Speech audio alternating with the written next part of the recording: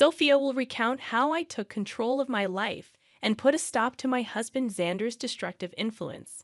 For privacy reasons, I'll be using pseudonyms. As a prominent lawyer in my state, anonymity is crucial for various reasons. Let's not delve into the intricacies of my and Xander's love story. We fell in love, got married, and eventually divorced. The love, it seemed, wasn't reciprocal, as Xander cheated on me. The signs were apparent: avoidance, excessive time outside, and frequent business trips, though I wasn't involved in his sizable business. Despite my success as a lawyer, Xander considered me a failure due to earning less than him. One day, during another one of his supposed business trips, I decided to investigate. I discovered a secret Facebook account on his old laptop, confirming my suspicions. He was cheating with a beautiful woman, someone he found more attractive than me, often criticizing my appearance. Heartbroken and angered, I confronted him immediately. "Sandra, are you cheating on me?" "I have proof," I declared. Xander callously responded, "Sophia, you're just not that interesting anymore. You're always engrossed in pointless cases, neglecting me. Besides, you're not a supermodel who can captivate me with looks alone." Confused, I retorted, "What are you talking about, Xander? I have a demanding job, and you knew that when we got married. I haven't neglected you. It's you who stopped coming home and refused to communicate." And that's how I discovered Xander's affair when I finally decided to confront him. I anticipated a degree of remorse from him, but the cold response I received caught me off guard. He shifted all the blame onto me, justifying his cheating, a claim that held no validity. Refusing to be falsely accused, I pointed out the flaws in his accusations. Instead of defending his position, he turned cold once more and nonchalantly revealed that he was relieved I had discovered his affair. In a chilling tone, Xander declared, "Good that you found out, Sophia. I no longer have to hide my beautiful girlfriend. She and I will have a perfect life together after I divorce your useless self. Finally, I will marry someone who's worthy of me and my name." His words hit me like a ton of bricks, sending a cold shiver down my spine. As he spoke of divorce, he not only insulted me but also asserted that I was not good enough for him. Accusing me of being a bad wife, he showed no remorse for his affair and even boasted about how a mistress would make a better spouse. Tears streamed down my face as he demeaned me, proclaiming his affair with pride. This was the man I had loved for over a decade, and his words left me shattered. Through my tears, I asked, "How could you say that, Xander? All these years, I've been beside you through thick and thin, honoring my vows and valuing you above all else."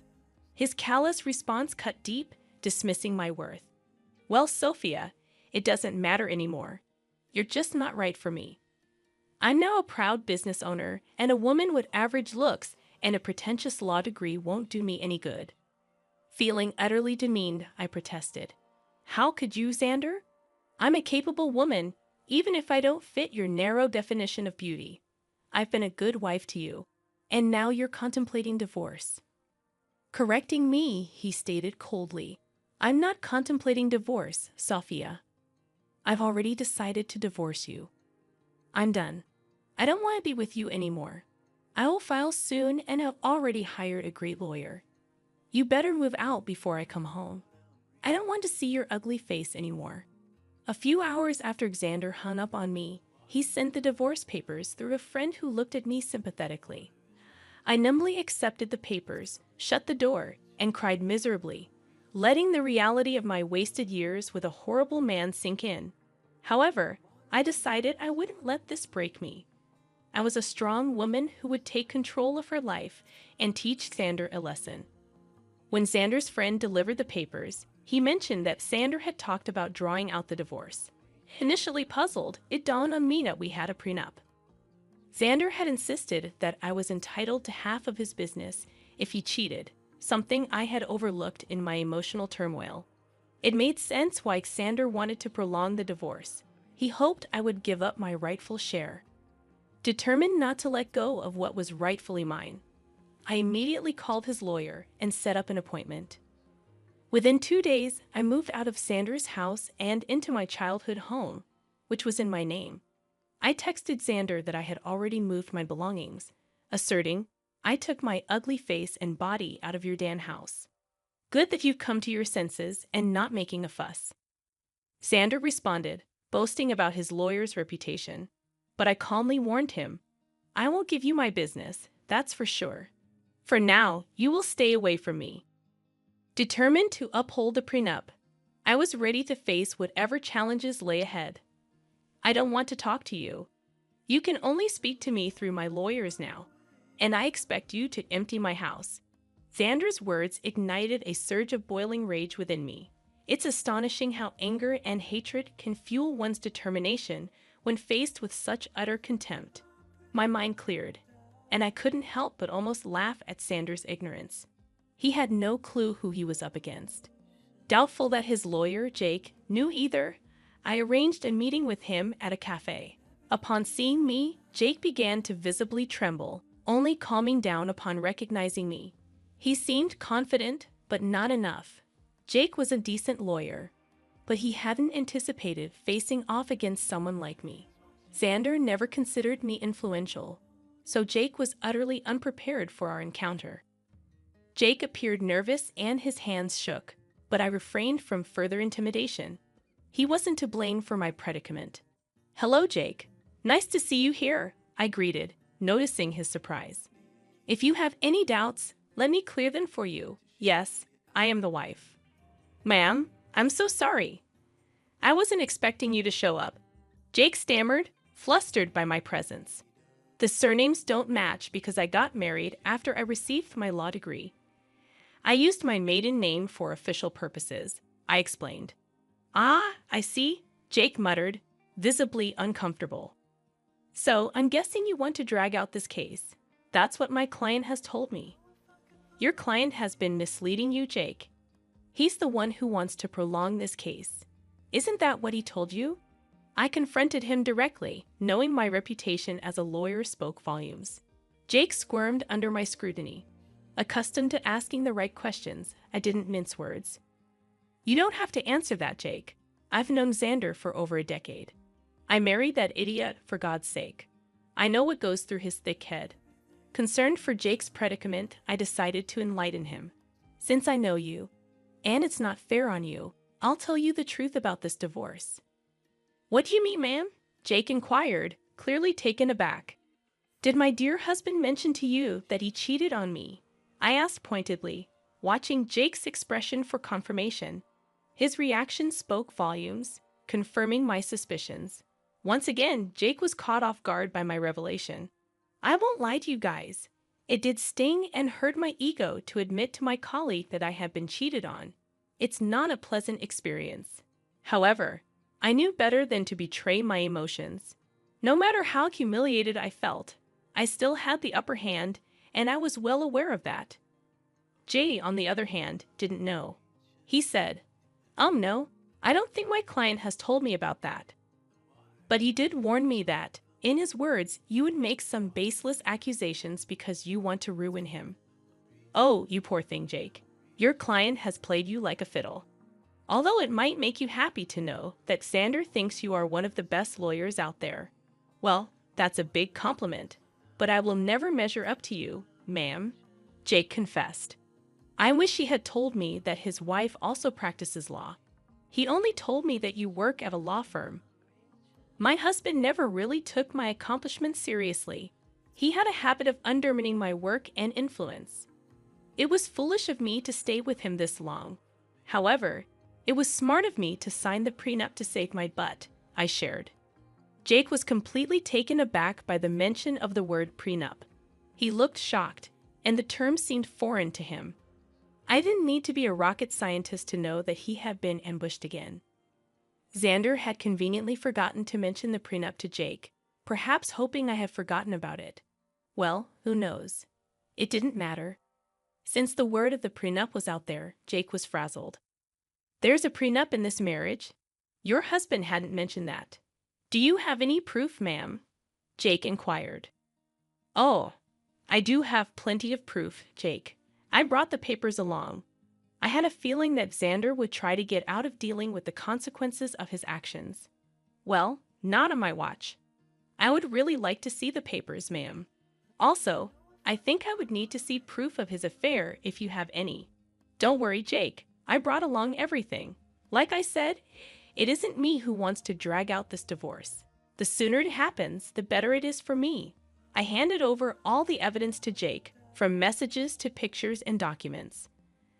I had all the proof right in my handbag, casually giving them to Jake, knowing that the case would always go in my favor.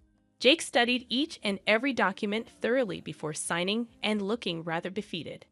He then looked at me and said, "I see that you have solid proof of everything, ma'am. I had no idea about all of these things. I figured that out, Jake. Also, I know how difficult it is to work with unreliable clients, especially when the opposite party has an equally strong lawyer for their case." "You're right about that, ma'am. I think that's all I needed to talk about today. I believe I need to have a serious conversation with my client before I decide to proceed with his case. I'm sure someone will contact you soon, although I can't say that it will be me." I could tell what Jake was hinting at but didn't comment on it. I thanked him for his time and proceeded to walk out of the cafe. I went straight to work and started to prepare my own documents for the divorce. All the lingering sadness was gone. Now, there was this rage within me that was driving me to make sure Xander suffered for what he had done, and I knew he had no way out of this mess he had created. It took Xander one day to get back to me. He called me on my number despite telling me not to contact him directly. It was funny but not surprising. I knew he would find himself in this situation. When I answered his call, he sounded very pissed off. "What the hell did you say to my lawyer, Sophia?" My, look who's calling after telling me to stay away." "Now what happened with your lawyer, Xander? Stop playing around, Sophia. Tell me what you told him that made him quit today." "Your lawyer quit today? How sad, Xander. I guess you should have been upfront about your situation and who they would be fighting against. You don't know what you're saying? You are a freaking nobody. I won't let you take away my family business." "Oh, I would like to see you try, Xander. I will hire a better lawyer and doubt you. Just wait and watch.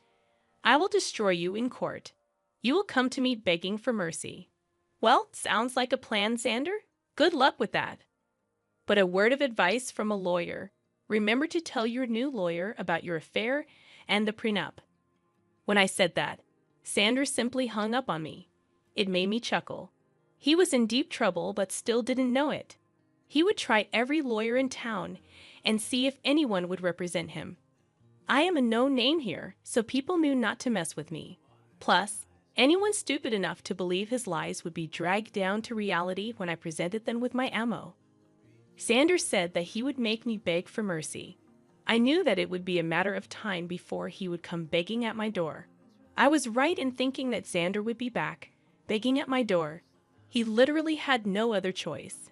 One fine morning, while I was getting ready for work, there was a knock at my door. I was a little confused about who showed up at such an odd time. Imagine my surprise when I opened the door and found my soon-to-be ex-husband, looking forlorn and weary. I invited him in because I didn't want the scene outside my home. I was already dealing with enough. When he came inside, I said, "Make it quick, Xander. I don't have enough time to waste on you. I don't even know why you're here. We were supposed to strictly communicate through lawyers only."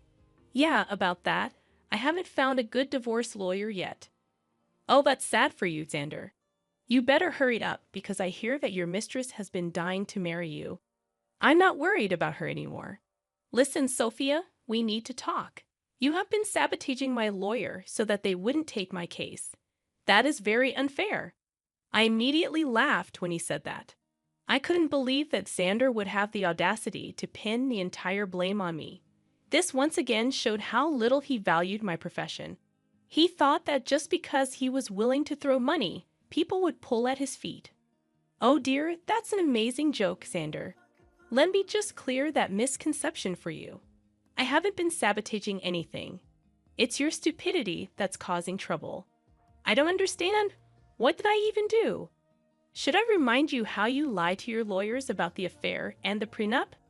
That is enough to make them look like fools in court.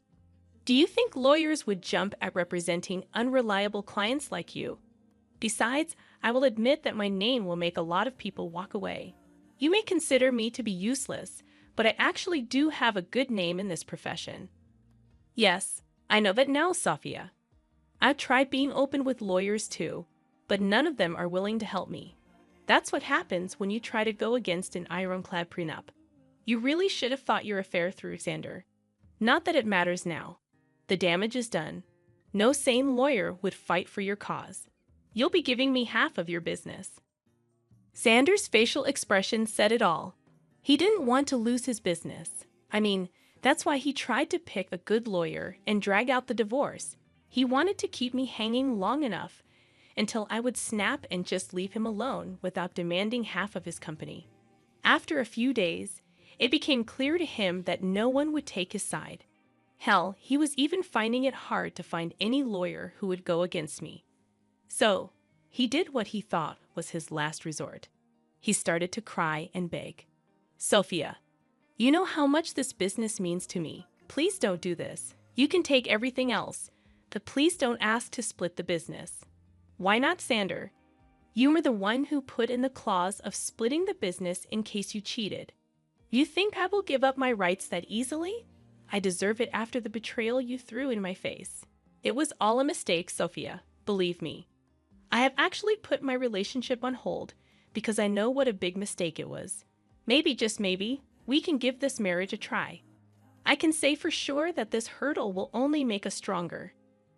Xander's words made me laugh out loud again. The audacity of this man was unmatched by anyone I knew. I really didn't know what to say. He was actually asking to get back together, as if I would be stupid enough to do that. I did know that he had put a pause on his relationship with his mistress. The rumors were out that the mistress was not happy, and neither was Xander.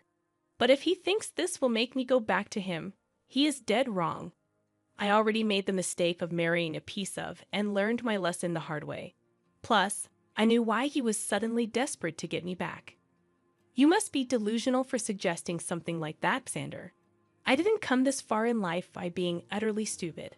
I know that you want to get back to me because you don't want to split your business. Sophia, we were happy together. Let's just look past this one time and restart our marriage. I will cut off my mistress. I swear there's no reason to do that, Xander. Believe me, that woman is going to start running once she finds out that you won't be very rich after the divorce. As for me, this is my golden chance to get out of this sham of a marriage. I must thank you for showing your true colors before we had kids. Now you will reap what you have sown. With that, I was pretty much done with my piece.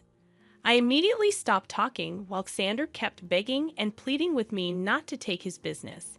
It was a rather pathetic scene, but it didn't move me at all. Instead, it made me think of the times I went to bed crying because this piece of expletive I call my husband decided to betray me. Seeing Xander in a vulnerable place only gave me satisfaction and completed my revenge. Now, I simply needed a clean break to start fresh. Well, I definitely got more than what I had bargained for. Karma hit Xander hard and fast. He tried for weeks to change my mind and make me come back home. I turned a blind eye to everything simply because I wasn't interested in his drama. I was ready to move on. Since he had filed for divorce already, I hired someone from my firm to represent me. I'm not a divorce lawyer, so I couldn't do it myself. Besides, I wanted as minimum interaction with him as possible. After a month of trying to change my mind, he was forced to get a lawyer and ask for a clean break. He knew that if I took the case to court, he would only face humiliation and ultimately waste money on lawyers appointed by the court. So he receded and asked for a mutual split. The prenup made it super easy for me to get the divorce. Of course, I had plenty of proof to show everyone that Xander cheated. As per the prenup, he was supposed to give up half of his business to me. He wasn't happy. But there was no way out, so he signed over half of it to me. We did give him an offer to buy me out, but he had no money. Now, why would a big business owner like Xander have no money, you ask? Well, he had spent it all on his mistress, who is now not taking his calls or texts. I guess she figured out that he won't be rich anymore. But now, No one is willing to date her because they know what a gold digger she is. What goes around comes around, I guess. Well, the mistress was the least of Sanders' troubles. With half of his business gone, his earnings were severely reduced. He had to sell his house because he didn't have much money to maintain it or even pay the mortgage properly. He's currently renting a condo that is a serious downgrade from the big mansion he stayed at. He did try to get back with me again in the hopes of regaining full control of his business. Well, safe to say that is never happening. He now either has to continue the way it is or manage to save enough money to buy me out. If you want to know about me, I'm actually doing pretty well. I have appointed someone to take care of my share of Sanders' business, and so far, things have been amazing. I ended up upgrading my lifestyle by buying a new mansion due to my combined income from law practice and business. Things are going well. I'm living my best life, and I honestly couldn't be happier. All in all, the divorce played out well for me. Instead of getting played by my ex-husband and his mistress, I ended up ruining their lives and bettering mine.